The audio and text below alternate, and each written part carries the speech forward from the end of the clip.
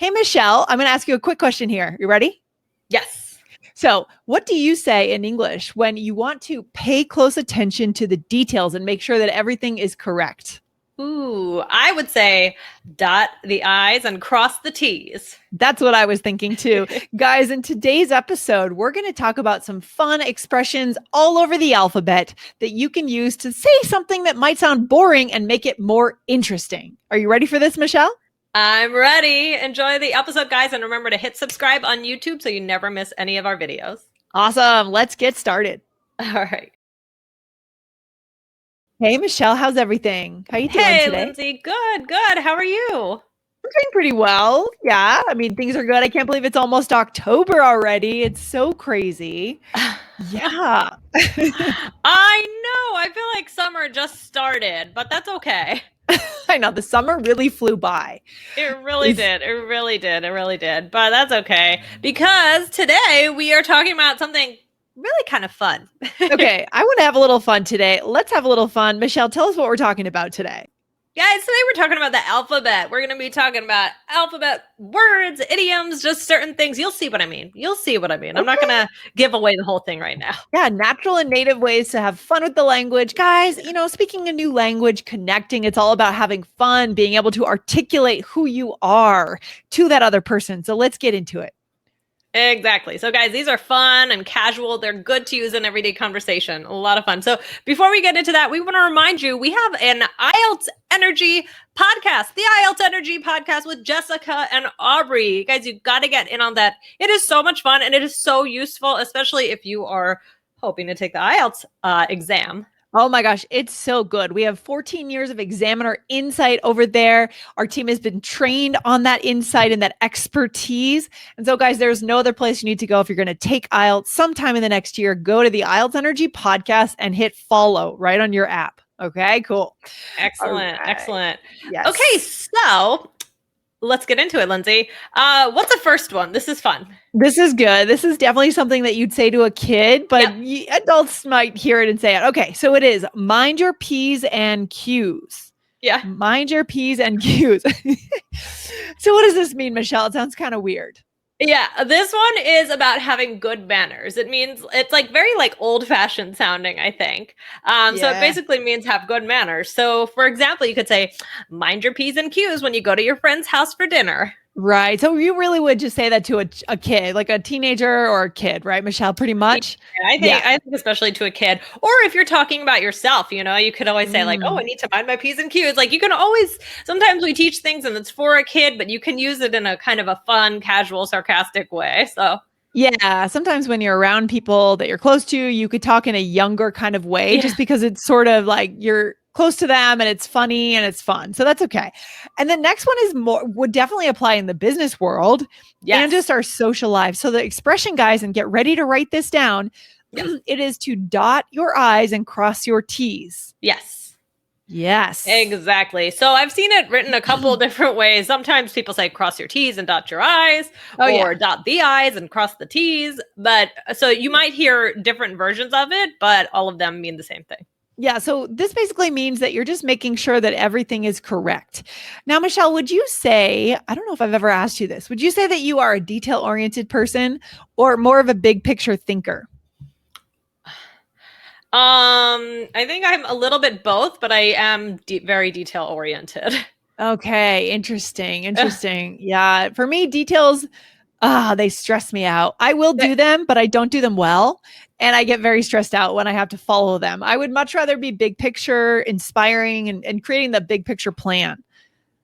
Me too. Just because I am detail oriented doesn't mean that I'm that I like to be that way. It just means I like to check things and want to make sure I get the details right. But I think if you're asking like what I feel most confident and comfortable with, it's also maybe the big picture stuff. When you feel most yourself, because in every job interview, every employer is going to ask us, how are you detail oriented? And everyone, you have to say yes. Pretty much, you have to say yes. Yeah. At least in American culture. But then, coming into our own as professionals, we want to try to figure out where are we actually good? Because not everyone should be detail oriented, right? On this podcast, we are performing for our listeners. We're inspiring. That doesn't require details.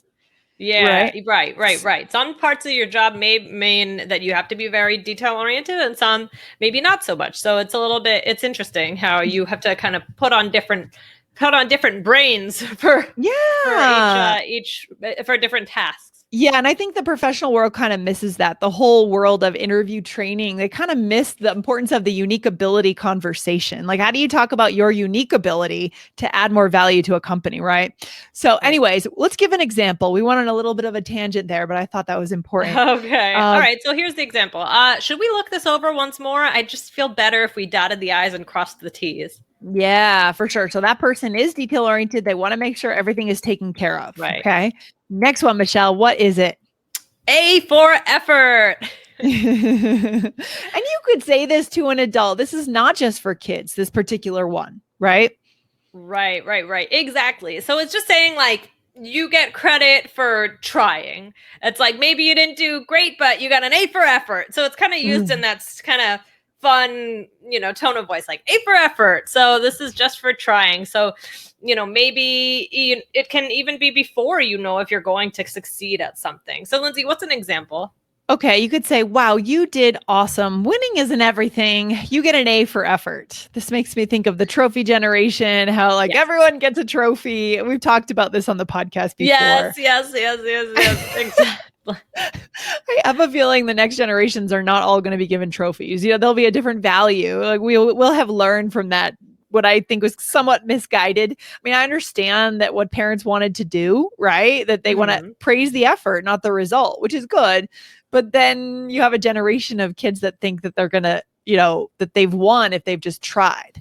Right. Exactly. So it'll be interesting to see how it evolves over time. I agree with you. I think it will evolve. Yeah. And the next one is about sleep, and we could all use more sleep, I'm sure. Michelle, what is that next one? To catch some Z's. Now, I remember we taught this, I think, on an episode about sleep. I'm not sure. But we wanted to talk about it today because it is with the alphabet. So this is about going to sleep. So, for example, I'm going to catch some Z's. I'm exhausted. Yes, catch some Z's, also really common. And then we're way back at the end of the alphabet here, right, Michelle? So the last one is XOXO, and this is more written on a card. I see this written on a card a lot. Where else do you see this, Michelle? Maybe somebody might write it at the end of a text message. Okay, yeah, for sure. And what does that mean then? It basically means hugs and kisses. It's kind of, it's just like a, like love ya or something, or sending love. Sending love. Which one is hugs and which one is kisses? I'm not clear on that. The X or the O is a hug. That's a good question, actually. I think maybe the O is the hug and the X is the kiss? I don't know. I have to look that up. Wow. What a fun question, Lindsay. That never occurred to me before, but I'd like to know. Maybe our listeners know. Guys, if you know, do let us know. Yes. Write us an email or write in our blog. Write a review for the podcast and let us know. So an example here, you might write this in a text message, right? See you later, XOXO, right? Right. Yes. Right. Good stuff. Exactly. So, I mean, Lindsay, which one of these do you use the most? Oh my gosh, let me go back and look at them again. Let me see. Michelle, I would say is A for effort. I use A for effort. Yeah. The most. Because I do think, in our jobs, we have to at least congratulate ourselves for working hard. That is important. Right. I do think to keep going, right? To be able to keep going. There is a lot of value in hard work, even if we don't win or achieve exactly the goal that we wanted to each quarter or something, we're still working towards it. Yeah. Right. Exactly. And you have to acknowledge that. So yeah, that A for effort, that's definitely a good one also to use in business and things like that. So yeah, I mean, these are good because they're simple, they're fun, and they can, be kind of unexpected in a conversation. So you might surprise someone when you use one of these expressions. They might pay attention. Yes. I personally think these are kind of head turners, like when you hear them. Oh, okay. How so? And I think it also shows confidence to use these expressions because they're kind of silly in a way. What do you mean they're head turners? Like they catch attention? I think that they kind of catch attention, especially like, mind your P's and Q's or catch some Z's. I think, Yeah. you chose confidence to use these fun expressions. Yeah, I think it does show confidence because you're going outside of the box. You're saying something Right. maybe a little different, a little more personality, guys. So don't shy away from these. Let's show our listeners how to use them. Are you ready?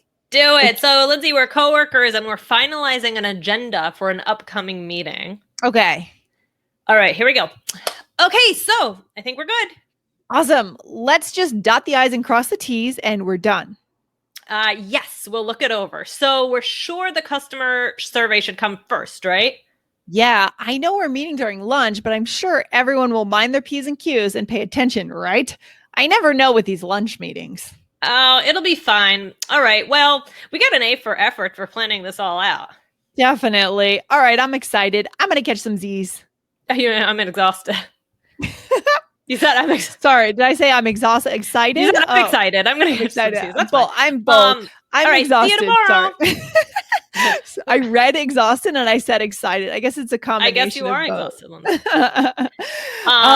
Okay. Yeah, we didn't use XOXO because, like I said, it's more written. But yeah.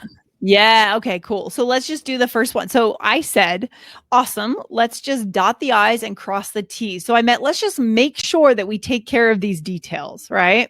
Right. Exactly. And then you said, I'm sure everyone will mind their P's and Q's and pay attention. So that's kind of funny. Yeah. And then you said, we'll get an A for effort for planning this all out.